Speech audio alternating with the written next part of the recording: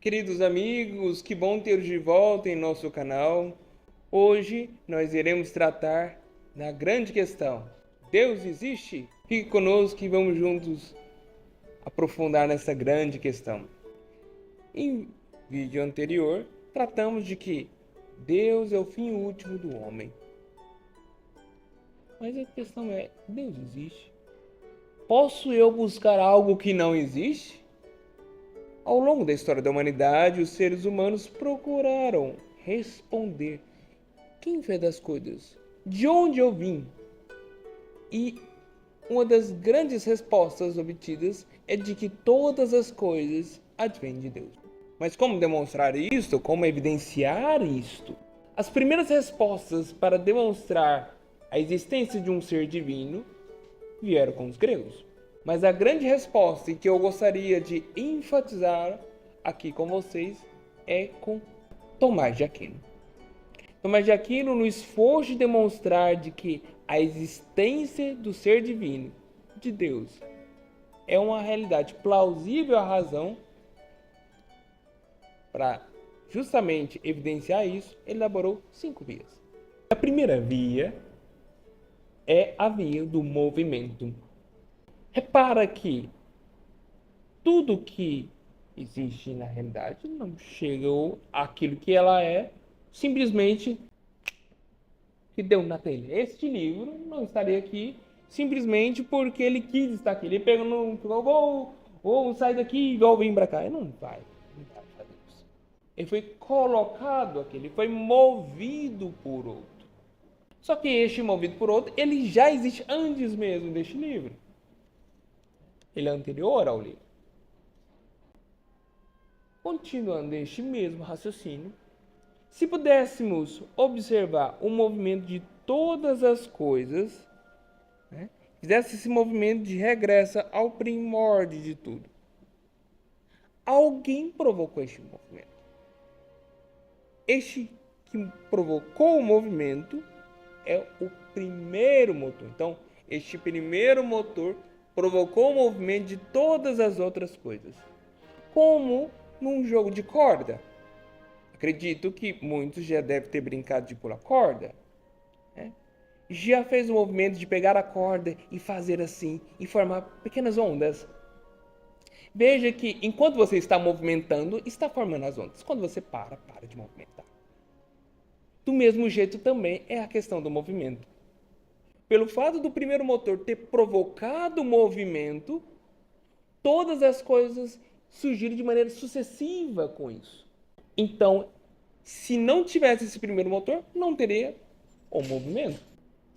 E como consequência disso, veja que as coisas que vieram fruto deste movimento, elas são limitadas, elas sofrem com a mudança. Elas passaram daquilo que não é para aquilo que é. Não existia, passou a existir. Passou da potência para o ato. Se é assim, este primeiro motor, então, não pode ser movido por outro. Este mesmo motor, ele não pode sofrer com a mudança, porque ele seria a mesma coisa daquilo que foi movido por ele. E, como consequência disso, ele é perfeito. Porque ele não sofre mudança, ele não é movido por outro, ele é completo. Quem seria essa realidade que cumpre todos esses requisitos? Deus. A segunda via é a via da causa eficiente. Veja o seguinte. Imaginemos um sapato. Sapato, com todos os seus atributos, e detalhes, ele não se fez sozinho. Alguém fez. Quem fez o sapato? Justamente o sapateiro. Se o sapateiro que fez, então fica a pergunta: será que o universo não teria uma causa eficiente? Por quê? Vamos fazer um pequeno regresso aqui. Se eu sou filho dos meus pais, os meus pais são filhos dos meus avós, os meus avós são filhos dos meus tataravós e regressássemos até o começo, teríamos que ter alguém que provocou tudo isto. Quem seria este ser que provocou todas essas coisas? A causa primeira, no qual denominamos Deus. A terceira via é a via do contingente e do necessário. Nesta via tem uma característica peculiar. Veja que a realidade ao nosso redor, ela não existe por si mesma. Precisa de um outro. Então, ela tem uma peculiaridade. Ela tem um começo, um meio e um fim. Se ela precisa de um outro para existir, porque não existe por si mesma, então ela precisa de um necessário. Quem seria o necessário por excelência?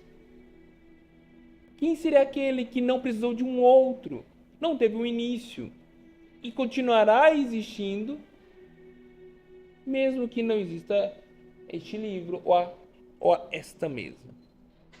Quem seria o necessário por excelência? Deus. A quarta via é a via dos graus de perfeição. Veja que tem realidades que são consideradas mais belas do que outras. Por exemplo, se eu vejo uma pedra e depois vejo uma flor, eu não coloco a beleza no mesmo grau. Eu não posso dizer que a pedra é tão bonita quanto a flor. Não, ambas possuem belezas em graus distintos. Se pudéssemos fazer uma espécie de hierarquia dessas belezas, da pedra, da planta, do animal, do ser humano, do anjo, chegaremos a um ser no qual deu origem a todas essas belezas. Quem seria este ser? Deus. Este ser possui todas as perfeições no qual cada um de nós podemos contemplar nesta realidade.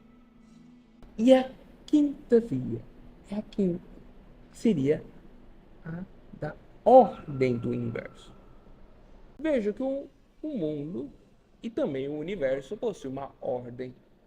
Esta ordem, ela surgiu por acaso.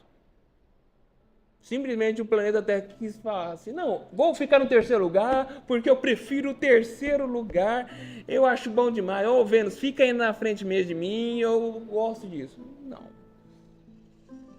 Não faz sentido. Alguém estabeleceu esta ordem.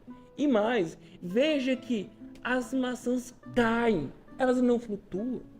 As árvores, elas sabem praticamente, né, qual fruto irão produzir. Por que macieiras não produzem mangas? Porque existe ali naquele ser uma ordem. E esta ordem conduz este ser a uma determinada finalidade, que já tínhamos visto no nosso vídeo anterior. Então, por isso mesmo que quem determinou esta ordem no universo é aquele que denominamos Deus.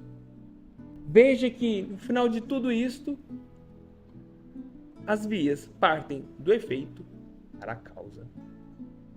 Daquilo que é tangível para aquilo que é imaterial, aquilo que é sublime e que dá origem e base para toda a realidade que conhecemos. Mas ainda assim fica uma pergunta, tá? Se Deus existe, como ele é? Ele é único ou ele é muitos? Ele é poderoso ou não é poderoso? Como ele é? Fique conosco e descobriremos juntos a resposta dessas grandes questões.